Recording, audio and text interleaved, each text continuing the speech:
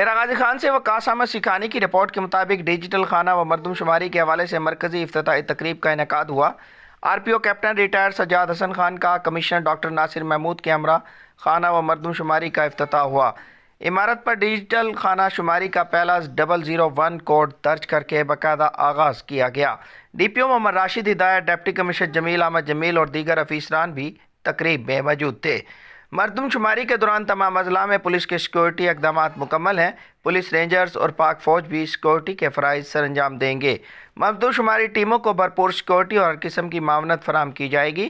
Are P O captain retired Sajjad Hassan Khan نے کہا کہ شماریات education NADRA Punjab police rangers Pak فوج ٹیم کے طور پر کام کریں گے۔ مردم شماری اہم قومی ذمہ داری ہے، اس کے مطابق ملک کے وسائل تقسیم ہوں گے۔